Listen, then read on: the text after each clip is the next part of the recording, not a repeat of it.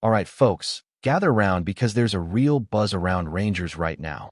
And this could be the start of something massive for the club's future. The latest developments coming out of Ibrox are giving fans plenty to get excited about, as new ownership plans begin to take shape behind the scenes. After months of whispers and speculation, we're finally getting a clearer sense of what direction Rangers might be heading in, and it's one that could redefine the look and feel of the club for decades to come. Now, anyone who has followed Rangers over the years knows how special Ibrox is. It's not just a football ground. It's a monument to history, passion, and triumphs that stretch across generations. But even the most iconic venues need to move with the times, and it looks like the new regime at Rangers understands that perfectly. The talk of expansion and modernization isn't just idle chatter anymore. It's starting to sound like a real, tangible plan with genuine momentum.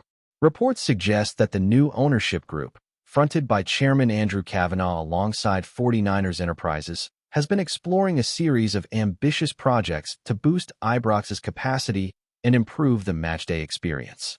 The early discussions point to an addition of roughly 4,000 new seats, an upgrade that would push the total capacity beyond 55,000 and edge the stadium closer to the size of Celtic Park. For the fans, that would be huge, not only in terms of atmosphere, but also for the pride of seeing their club continue to grow on every front. What makes this particularly fascinating is how this idea has been handled, quietly but strategically. During the club's annual general meeting earlier this year, Vice Chairman Parag Marath, who's also heavily involved with the San Francisco 49ers organization, hinted that expansion was firmly on the table. He made it clear that enhancing the club's long-term revenue streams and fan experience was a core priority for the new leadership. And now, with updates surfacing from the Rangers Fan Advisory Board following their meeting with key figures like Kavanagh, Chief Executive Patrick Stewart, Sporting Director Kevin Fell, and Communications Lead Greg Mailer, we're finally seeing the pieces fit together. The most talked about idea right now is the concept of lowering the pitch to create room for additional seating. It's a complex engineering move, no doubt, but it might be the most practical way to achieve expansion without drastically altering the historical charm of Ibrox. This method would open up valuable space for around 4,000 extra supporters, and financial experts are already estimating what that could mean for the club's income. Former Manchester City advisor Stephen Bourne noted that this sort of project could bring in around £4 to £5 million per year in extra revenue, especially if some of those new seats are dedicated to hospitality. When you consider that Rangers' total gate receipts and hospitality income were around £44 million last year, that kind of boost isn't just helpful, it's transformative. It's important to remember, Rangers already sit among the top clubs in Britain when it comes to matchday revenue. Even without Premier League money, they consistently fill the stands, and their supporters are among the most loyal anywhere in the world. So the logic here is clear. If the demand is there and the financials make sense, expanding Ibrox could be one of the smartest business decisions Rangers make in this new era. But it's not just about money or numbers, it's about vision. This ownership group seems intent on combining financial stability with sporting ambition. They know that success on the pitch can't be sustained without a solid foundation off it, and that means improving infrastructure, commercial operations, and fan engagement all at once. That's exactly what the biggest clubs across Europe have done over the last 20 years, and now Rangers look ready to follow that path on their own terms. Of course, supporters will remember the frustrations of last year's Copeland Stand redevelopment delays, which forced the team to play some early matches away from Ibrox. That experience left a mark, not just financially but emotionally for fans who live and breathe those home games. It's clear the club's hierarchy doesn't want a repeat of that situation. Every step of this new project seems to be guided by caution and practicality, with the emphasis on making improvements while keeping disruptions to an absolute minimum. When you look at the bigger picture, the club's financial position is actually in a stronger place than many might realize. Rangers reported record turnover for the 2023 to 2024 season, with revenues topping £88 million, up from just over £83 million the year before. That growth was driven by improved matchday performance, stronger commercial deals, and a consistent push to keep the club self-sufficient. Matchday income alone rose by nearly £4 million year-on-year, proving just how vital Ibrox is to everything Rangers stand for. So, when you put all these pieces together, it's clear why there's so much excitement. A potential expansion that pushes capacity beyond 55,000, a leadership team with real global experience, and a fan base that never stops showing up. It feels like the stars might be aligning for something truly special. Imagine the roar of a full Ibrox with thousands more voices added to that wall of sound. For any Rangers supporter, that idea sends shivers down the spine. But while all this talk of growth and construction is grabbing headlines, there's another storyline unfolding that's just as significant in the short term.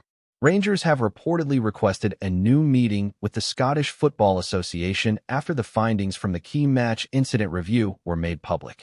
This relates to their recent semi-final defeat against Celtic in the Premier Sports Cup. And according to the review panel, referee Nick Walsh made a mistake when he only issued a yellow card to Celtic's Austin Trustee for a dangerous challenge on Jack Butland.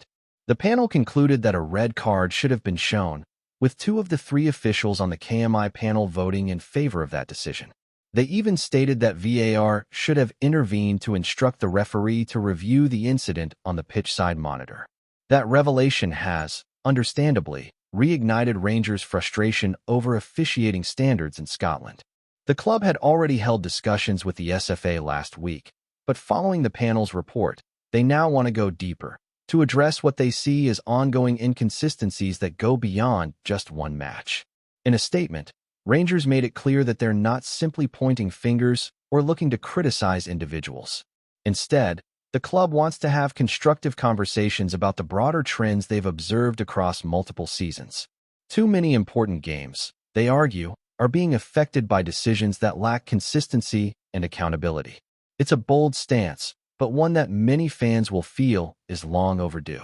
This combination, the fight for fairness on the pitch and the drive for progress off it, perfectly captures where Rangers are right now. A club proud of its traditions but unwilling to stand still. Whether it's demanding higher standards in officiating or planning an ambitious rebuild of one of football's most storied stadiums, the message from Ibrox is loud and clear. Rangers are determined to keep moving forward, with purpose and pride. And for supporters, that's what it's all about, seeing their club evolve without losing its soul. Every step being taken now, from the boardroom to the stands, feels like it's building towards something bigger. The atmosphere, the noise, the energy, if these plans become reality, the future Ibrox could be even more electric than ever before. As conversations around Ibrox's future continue to gain momentum, one thing has become crystal clear. This is not just about adding a few thousand extra seats. What the new ownership wants to create is a long-term transformation that secures Rangers' position as a modern European club while preserving everything that makes it special. The leadership team, guided by Chairman Andrew Kavanagh and his partners from 49ers Enterprises, seem determined to blend innovation with tradition, and that approach is resonating strongly with supporters. They know they are caretakers of a legacy, not just investors chasing quick returns. Every decision, from stadium design to financial planning, appears to be rooted in that understanding. Inside the club, discussions have reportedly been focused on ensuring that any expansion plan is both financially sound and logistically achievable. Lowering the pitch to make space for additional seating remains the favored concept, but it's not without its challenges. Engineering teams have already begun exploring how to execute the project without interfering too much with the stadium's historical architecture or matchday operations. The idea is to carry out the renovation in phases, allowing Rangers to keep playing at Ibrox throughout the process rather than relocating for an extended period, as happened during the Copeland stand work. Lessons have clearly been learned from that experience, and the emphasis now is on smarter planning and better communication with the fans. The numbers involved, though substantial, appear manageable given Rangers' current financial health. The club's record turnover in the past season was a major statement, signaling that the business side of operations has caught up with the team's ambitions on the pitch. That growth has been driven by multiple factors: increased ticket demand, stronger merchandise sales, and enhanced commercial deals both at home and abroad. In many ways, the prospect of an expanded Ibrox ties directly into that trajectory. A larger capacity means not only more tickets sold, but also greater hospitality opportunities and a broader global appeal. It's the kind of infrastructure project that could redefine Rangers' financial stability for generations. And beyond the economics, there's the emotional side of it all. Every supporter who's ever walked up Edmiston Drive knows what that place feels like on a match day. The songs echoing from the stands, the sea of blue shirts, the weight of history hanging in the air. Ibrox isn't just a building, it's the heart of the Rangers family. Expanding it isn't about changing its soul, it's about giving more people the chance to be part of that experience. For many younger fans who have spent years on season ticket waiting lists, the possibility of finally securing a spot inside that fortress means everything. Meanwhile, behind the scenes, Kavanagh's leadership style has been earning positive remarks. People close to the club describe him as strategic, calm, and deeply invested in understanding the culture of Rangers. His previous experience with American sports franchises has taught him the value of fan engagement, and that seems to be shaping how the club communicates its plans.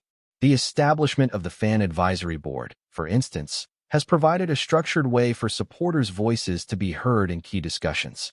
When the FAB recently met with senior executives, it wasn't just a formality, it was a genuine exchange of ideas, with feedback taken seriously.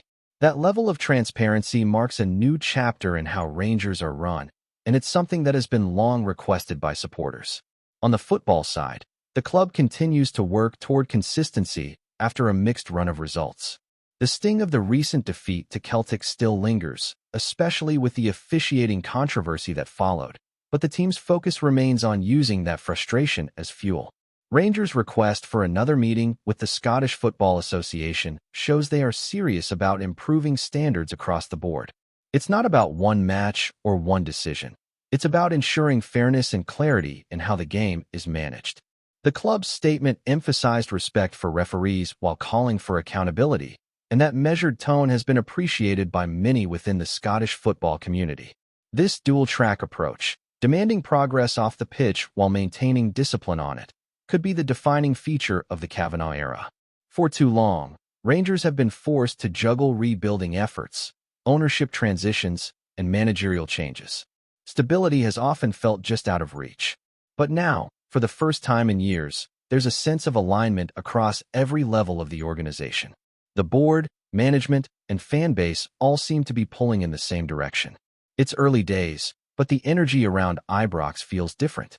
Financial analysts have pointed out that projects like the proposed expansion could attract new commercial partnerships as well. A modernized Ibrox, with improved hospitality sections and fan zones, could open the door to increased sponsorships and international events. The fact that Rangers are already competing with Premier League clubs in terms of matchday revenue highlights just how powerful their global brand remains. A bigger, better-equipped stadium would only amplify that reach. Still, it's not just about scale, it's about legacy. Rangers' story is one of perseverance, rebirth, and unwavering support. After everything the club has endured over the past decade, these developments feel like a reward for that loyalty. The fans stood by through the darkest times, filling the stands even when the team was climbing back from the lower leagues. Now, to see the club on the verge of another major evolution, with strong leadership before we continue, make sure to subscribe to our channel and turn on notifications to get all the exclusive news about Rangers FC. Don't overlook any details about your beloved team. It's crucial for Rangers FC fans. The rumor mill is spinning like never before at Ibrox, as whispers circulate that Ryan Kent, the lightning-quick winger, is making his anticipated return to Rangers' frontline. Supporters have been on tenterhooks since news of Kent's absence spread across Glasgow, and the mere suggestion of his comeback has sparked an electric sense of excitement and a wee bit of speculation through the terraces.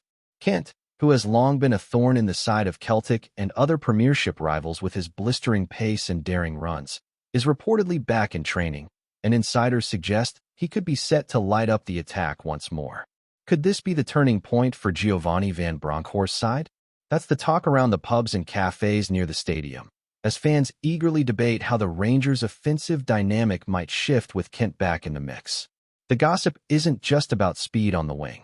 Kent's return could offer a psychological boost too. His knack for scoring crucial goals and delivering pinpoint crosses has often been the difference between a narrow win and a disappointing draw. Rangers management, meanwhile, are keeping mum, But it's no secret that Kent's presence could significantly stretch defenses and give the team that extra spark they've been craving this season. Of course, with Kent, there's always a hint of unpredictability. Can he stay fit? Will he rediscover that electric form immediately, or will it take a few games to shake off the rust? The chatter among supporters is that even a half Kent could be enough to stir fear into the hearts of opponents. And with a busy fixture list looming, every boost counts. While nothing has been officially confirmed, the buzz is undeniable.